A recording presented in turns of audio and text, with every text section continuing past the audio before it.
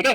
जब भी किसी टॉपर को सुनोगे वो कहेगा कि मैंने स्पेक्ट्रम पढ़ा था, और आपको लगेगा यार मैंने तो स्पेक्ट्रम पढ़ा नहीं इसलिए मेरा नहीं हो रहा है, तो उस चीज को क्यों करना भाई। ठीक है, तो एक काम कर लेना, मॉडर्न हिस्ट्री के लिए स्पेक्ट्रम जरूर पढ़ लेना, क्योंकि हर टॉपर के मुंह से ये बात आप सुनते हो। ठीक है भाई, तो यहां पे करना वही है जो सब कर रहे हैं, कुछ अलग नहीं करना है, बस अलग तरीके से करना है। तो आपको मॉडर्न हिस्ट्री के लिए स्पेक्ट्रम बिना सोचे समझे एक रीडिंग मिनिमम लगा लेनी है।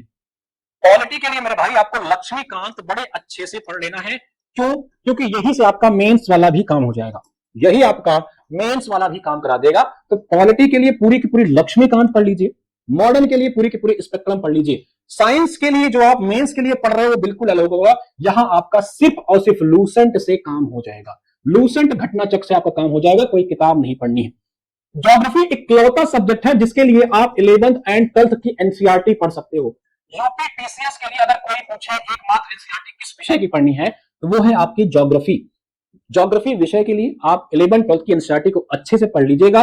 अगर आप नहीं पढ़ना चाहते हैं तो आप महेश बर्णवाल की किताब पढ़ सकते हैं, महेश बर्णवाल की किताब आती है, आप इस किताब को भी लेकर के तैयारी कर सकते हो, अच्छी किताब है ये। ठीक है, चाहे एनसीईआरटी पढ़ लो चाहे महेश बर्णवाल पढ़ लो। अगर महेश बर्णवाल पढ़ोगे तो आपको ज्योग्राफी के लिए घटना चक्र नहीं लगाना पड़ेगा, लेकिन महेश बर्णवाल नहीं पढ़ना है तो आप एनसीईआरटी और घटना चक्र को कंबाइंड करके पढ़ोगे तो प्रीलिम्स का कोई भी क्वेश्चन नहीं रुकेगा। साथ ही साथ आप एटलस पे अच्छे से काम कर लो, जो मैपिंग है उस पर अच्छे से काम कर लो, क्योंकि भूगोल से 4-5 क्वेश्चन सीधा सीधा मैपिंग से आते हैं। ठीक है, अब कल से, हाँ कल से स्टार्ट हो जाएगा आपका मॉक, जीडीसी वाला भी मॉक हो जाएगा, इधर आर भी शुरू हो जाएगा। ठीक है, हाँ डिजी लॉकर की डिग्री मान होती है, लेकिन देख लीजिएगा कि आपके नोटिफिकेशन में क्या लिखा हुआ है।